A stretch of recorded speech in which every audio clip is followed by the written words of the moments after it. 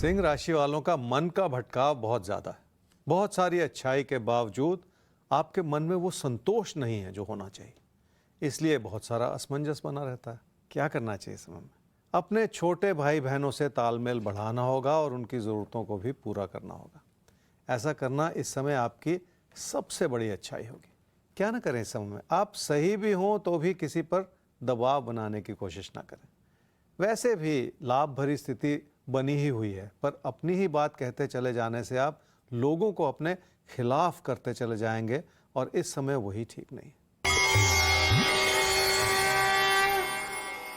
कामकाज के प्रति आपका समर्पण बहुत अच्छा है और इसी वजह से तकदीर भी आपके साथ है। फिर भी आपका मन भटकता है और आप किसी न किसी बदलाव के बारे में ही सोचते चले जा रहे हैं और इसी चीज़ से बचने की ज़रूरत है।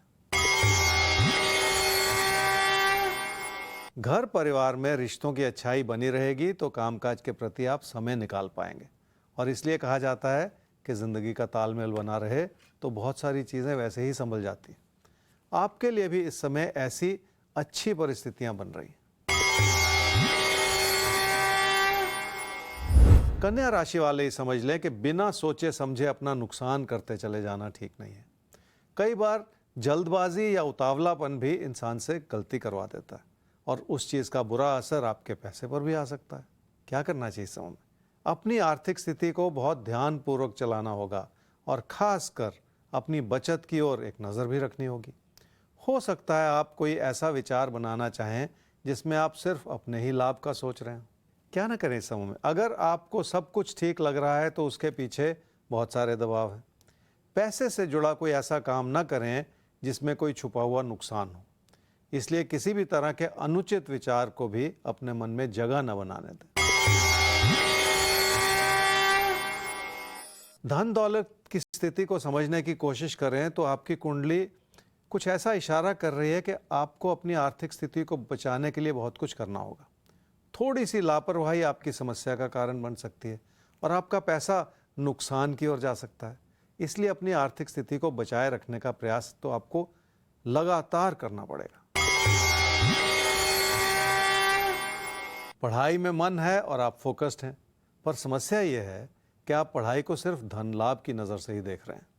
थोड़ा सा नियमित हो जाने से और अपनी कोशिशों को बढ़ा देने से आपका भविष्य बन सकता है, पर तकदीर के भरोसे भविष्य बन जाए ऐसा होना संभव नहीं है इस समय।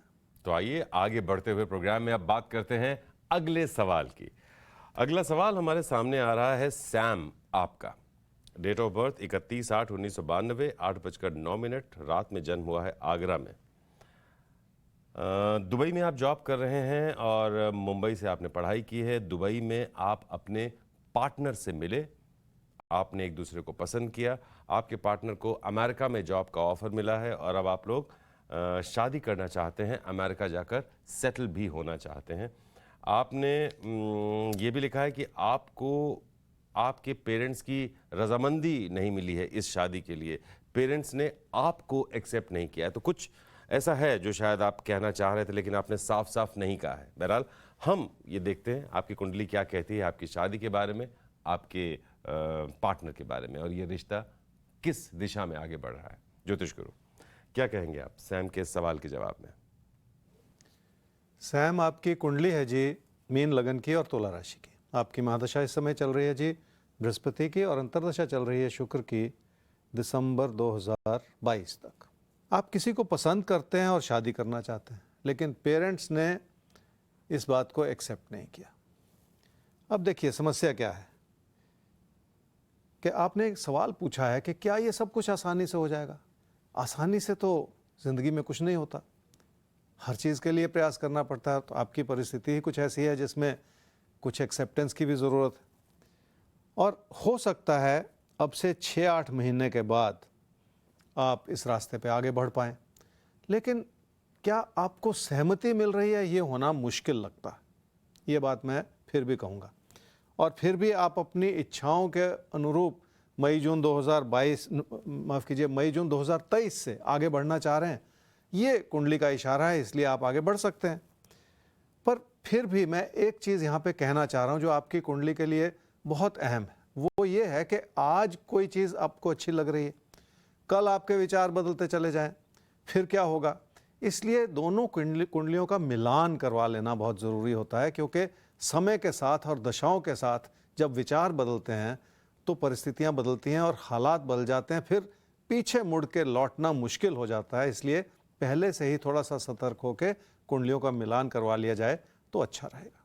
तो बेहतर रहेगा कि सही ढंग से किसी काबिल एस्ट्रोलॉजर से आप दोनों लोग अपनी कुंडलियों का मिलान करा लें, ताकि मन भेद जैसी कोई चीज़ आगे भविष्य में ना हो। क्योंकि अगर मन भेद हो जाता है, दिमाग अलग हो जाता है, तो हालात फिर अलग हो जाते हैं, परिस्थितियां बदल जाती हैं, तो सब कुछ अच्छा रहे।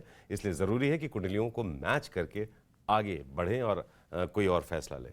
आगे बढ़ते हैं हम और अब बात कर लेते हैं तुला और वृश्चिक आपकी। तो आपके लिए देखते हैं भविष्य के गर्त में क्या छुपा है। तो ये बताएं, इससे पहले आप सबको बता दें कि प्रोग्राम के आखिर में अभी भविष्य दर्पण खुलना बाकी है। इसलिए आप सबको मेन से मीन तक सबको हमारे साथ रहना है, क्योंकि पता नहीं किसका नाम भविष्य दर्पण में उभर कर सामने आए और अगले कुछ दिनों के लिए कुछ खास इशारे मिल जाए।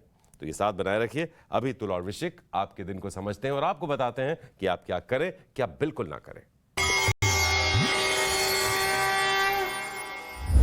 तुला राशि वाले अपने भाई बहनों को नाराज करते चले जाएंगे तो उसका बुरा असर पड़ेगा। आपके विचार कितने भी अच्छे क्यों ना हो, पर ऐसे हालात ना बनने दें कि भाई बहनों से दूरियां बढ़ जाएं।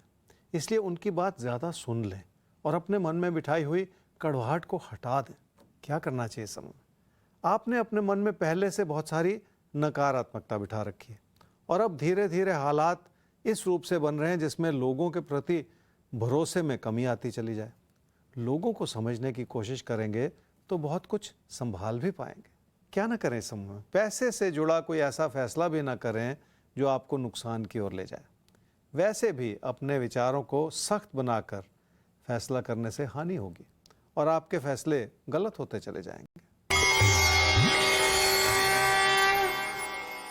पैसा किसी न किसी रूप से आ रहा है, काम से भी आ रहा है क्योंकि आपकी लगन बनी हुई है और आप मेहनत कर पा रहे हैं, पर जिंदगी के दबाव कुछ ऐसे हैं कि आप कुछ भी संभाल नहीं पा रहे। इसलिए रोजमर्रा के खर्चे भी बढ़े हुए हैं। पैसे के लेन देन में हर तरह की सतर्कता बनाए रखना बहुत जरूरी है।